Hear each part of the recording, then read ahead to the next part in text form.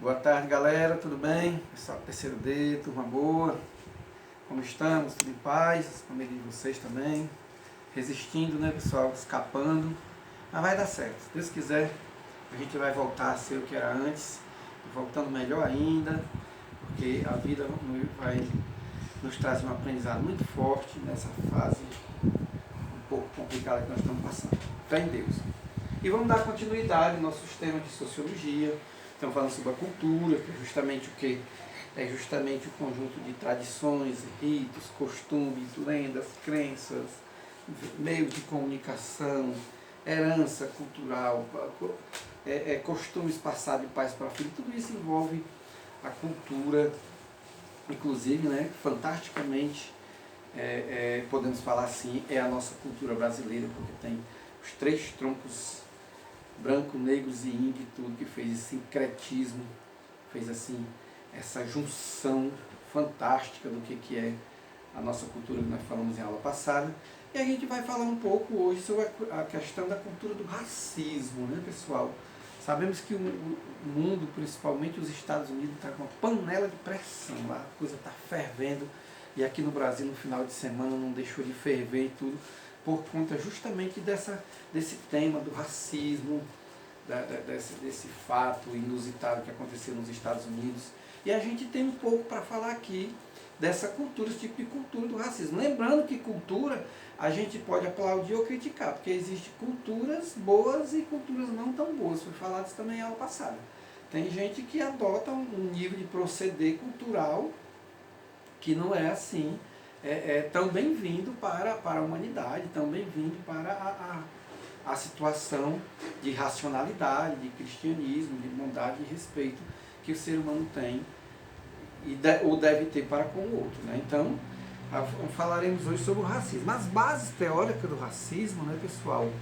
Lembrando que racismo é assim, você não aceitar o outro pela questão da raça, pela questão da cor e tudo, né? Um preconceito fortíssimo que envolve basicamente a questão cor, a questão raça, a questão diferenciação fenótipa, assim, taxonômica, hereditária de uma população sobre a outra. Geralmente, quando se fala muito de racismo, nós temos assim um elemento vitimador, que é o branco, e o vitimado, que é o negro. Isso aí é prático. Não quer dizer que não tenha racismo contra os ciganos, contra armênios, contra curdos, não estou falando isso, assim, mas com mais intensidade a gente percebe essa situação. Inclusive nos Estados Unidos, a população norte-americana é dividida entre brancos e negros. Infelizmente, é um negócio fora do comum, mas existe, né?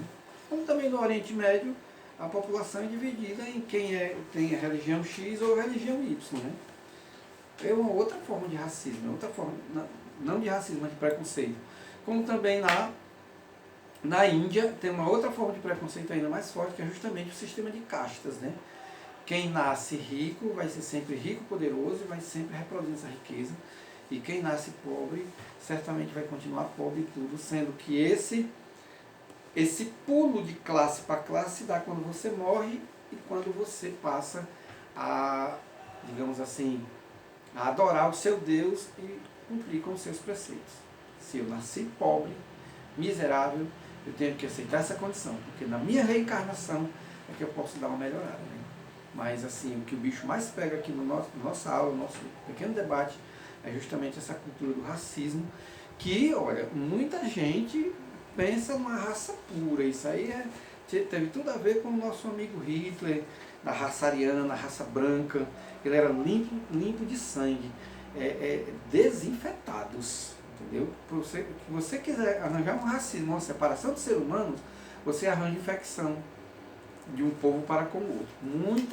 Muitos autores, muitos teóricos reafirmou e continua afirmando que alguns grupos humanos de uma cor X infecta alguns grupos humanos da cor Y. Isso aí, pessoal, questionável, né? Porque o sangue é um só, né? Não existe sangue azul, vermelho, não existe sangue amarelo, só existe o sangue vermelho e os tipos dele, o positivo, a negativo, etc, etc, etc. Mas nós sabemos que na história, o pessoal fala muito em fake news, galera, Mas a história foi sempre formada de fake news.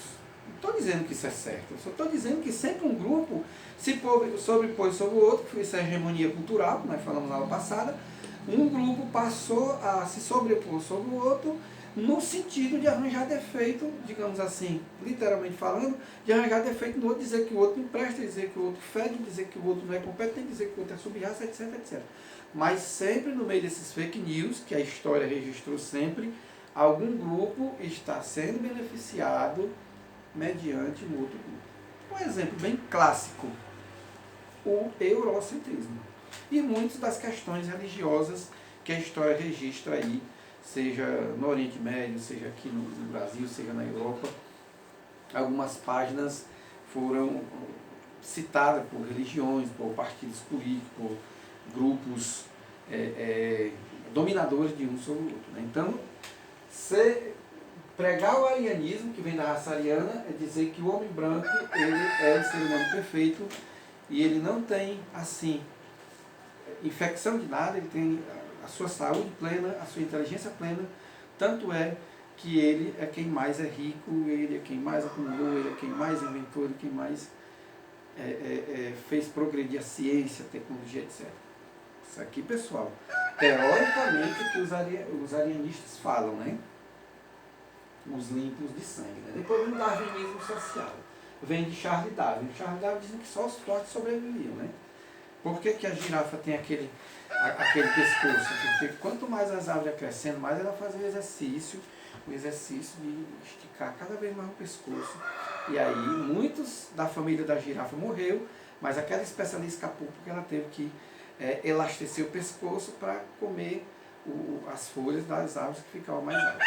Caso também do camelo, que o camelo, por atravessar o deserto, ele teve que conseguir assim um nível de gordura muito grande na sua cocunda para que ele passasse 25, 30 dias sem beber água e aí resistisse às condições desfavoráveis do deserto. Né? Mas esse darwinismo social, certamente, gente, quando diz que os fortes sobrevivem, mas é uma forma de preconceito que eu chamaria atenção para a peixada. O que é a peixada, né?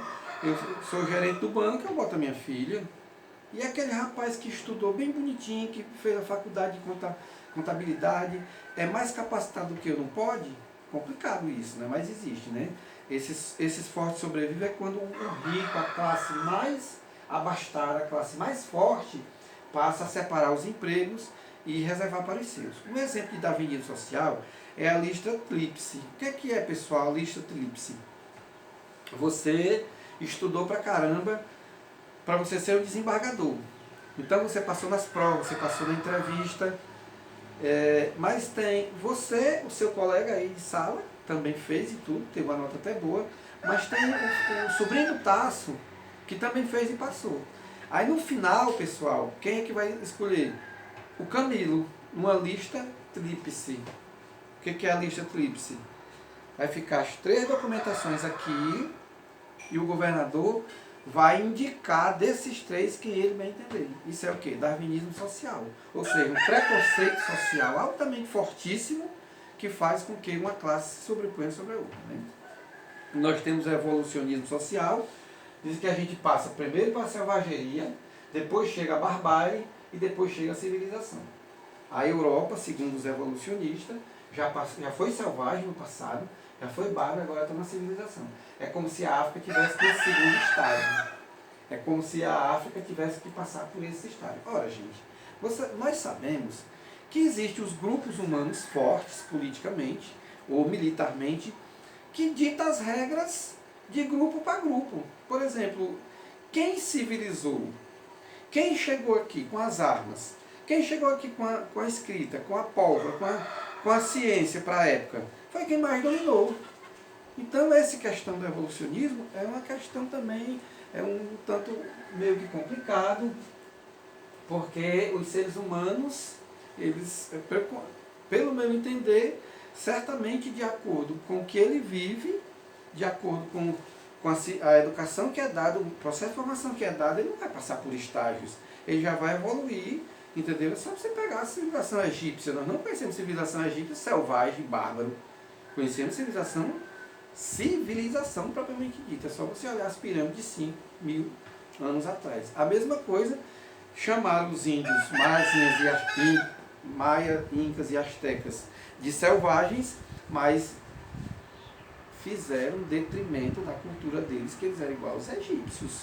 Até a astronomia eles sabiam. Então, como eu estou dizendo, são temas altamente questionáveis, são temas que alimentam o racismo e que, na verdade, reforça esse contexto que agora os Estados Unidos vivem, esses dias que vocês estão ocupando. A eugenia é a pureza de raça, né? Ou seja, é como se fosse uma espécie de branqueamento, né?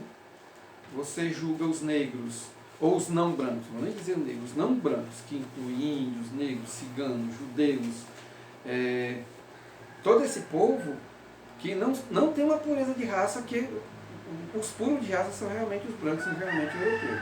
Então, para você fazer com que um país desenvolva, você tem que priorizar o branqueamento daquela população, segundo a eugenia, né?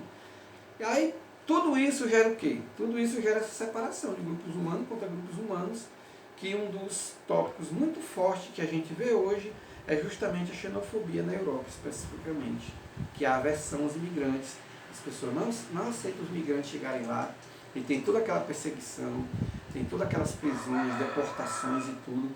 Tem até uma propaganda aí que os imigrantes dizem, assim, através do Acnu, né, que é o órgão ligado à ONU, para fazer essa, digamos assim, ter uma política de caráter mais humano para com os imigrantes.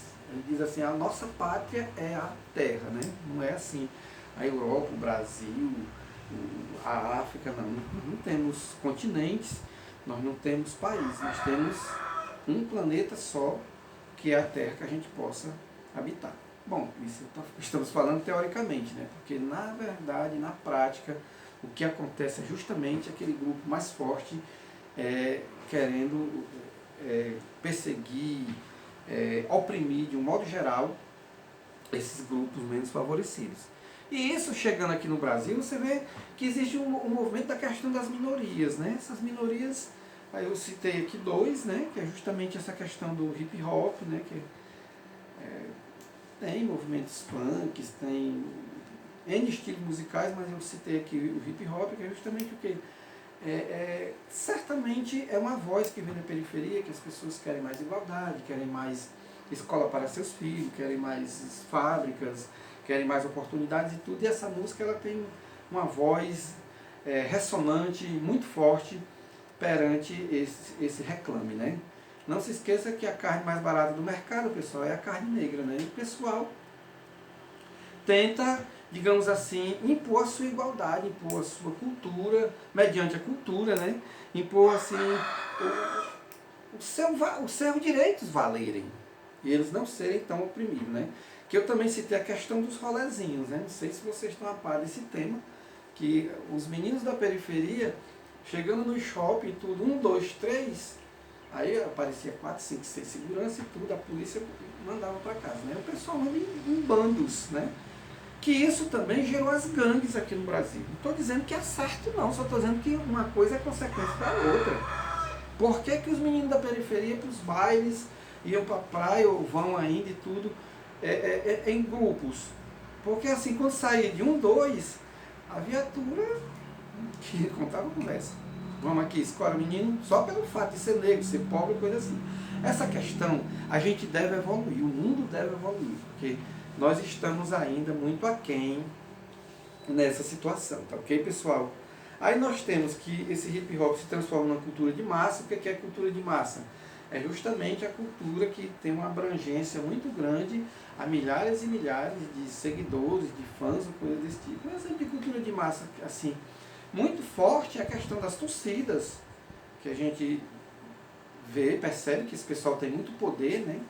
É uma organização muito forte, com muita gente, que gera muito dinheiro, entendeu? Assim, a cultura de massa é a questão das nossas novelas, que o pessoal agora está ficando um pouco meio que fraco isso aí, quando vê as redes sociais e tudo.